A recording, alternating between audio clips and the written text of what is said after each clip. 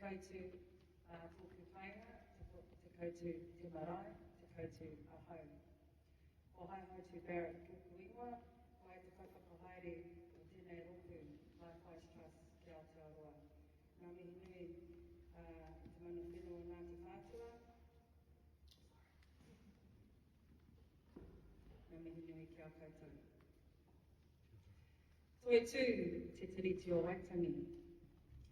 Toi tū te mokopuna. Toi tū te whenua.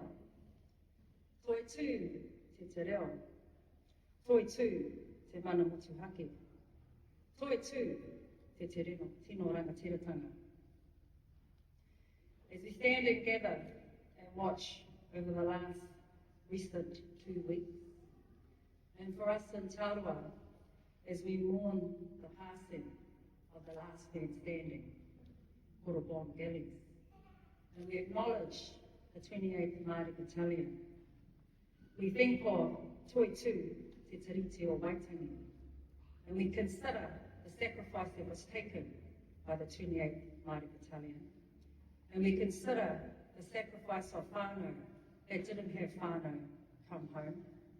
And we consider that when the battalion got home, of all the brothers that they left in a far, far country.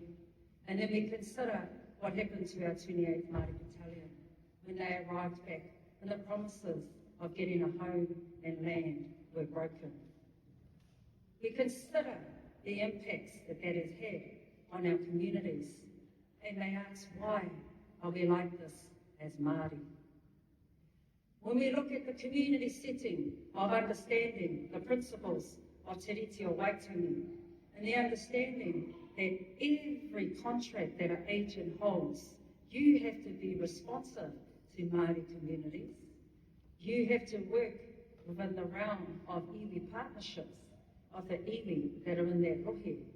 You have to understand that the dominant statistics that are coming through the doors for help are Māori. So in order for us to serve our communities, we uphold the principles of Te Riti. We understand that the haerenga and the hikoi that has taken place from Te Tai Tokerau, right through to Te Aroa, right through to Ngāti Kahanunu, down to Pōneke, that it was not just a march for the week. This is a march for every day.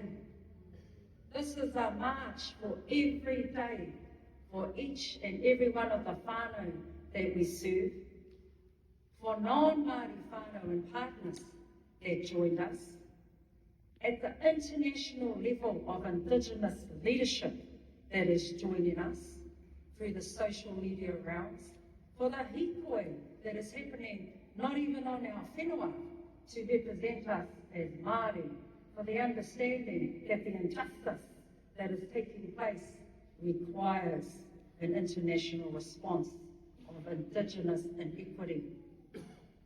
When I travelled 2 years ago to Canada and sat in the reservations with Indigenous, they looked to us for leadership because of Te Riti o Waitangi. They admired that we had a partnership. They couldn't even get anywhere near that. They didn't understand that.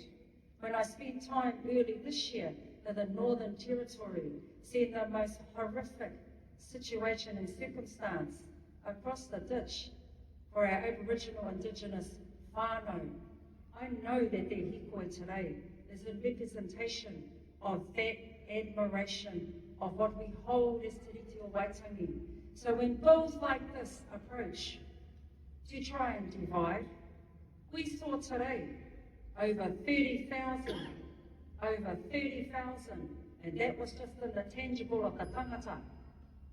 More of us online supporting Toi Tū Te Riti o Waitangi, Toi Tū Te Mokopuna, Toi Tū Te Pakeke Kaumatua Kuia, who participated, Toi Tū in your entirety, in your individual approach to uphold the principles of Te Riti o Waitangi, to understand that we're not going anywhere, to know that this government has made a mistake because you didn't divide us, you united us, you made us stronger.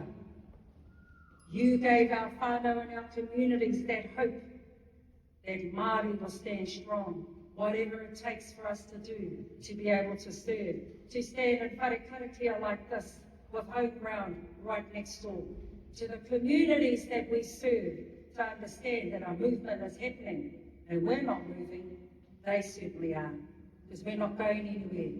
Because the hikoi today is the hikoi of our hukupuna. It's the hikoi of the next generations, and the community services that are set up are all guided by the principles of Te Riti o Waitangi, because it's the partnership that we founded for our tupuna at that time, 1840, February the 6th, and it's not going anywhere. We live and we breathe it. We are it. We are the future, and we're going to hold fast. Kia ora.